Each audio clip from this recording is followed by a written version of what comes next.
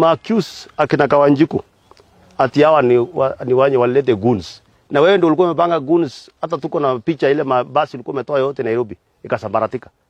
Kwa sababu wewe unataka vita.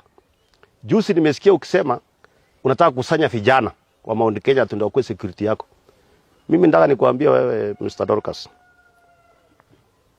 Ni ile tu sijui naibu wa rais wetu na rais. Sijui kama wanasikianga ama wanaona. Kwa sababu hii nchi iko na sheria.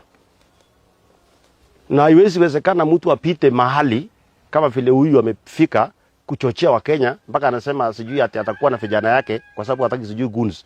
Hiyo ndio goons. Hiyo ndio mambo hiyo yenye wa Kenya wataki kusikia. Wewe unachukua mtoto wa mtu unaenda unamlipa shilingi 1000. Alafu unasema ati hatutaki goons, tutaprotectiwa na vijana wa Mount Kenya. Hiyo ndio vile vita ilikuja 2007 2008. Na mimi nataka nikuambie wewe, hautawahi kuwa anything. Kenya hawataipigana siku nyingine. Kenya hawatawahi chukiana. Na hiyo niliona kala ujuzi. Hata kama hawakutupigia kura, ile amani ilikuwa pale ilikuwa juu sana. Haukuwa na chuki kwa sura ya mtu yote.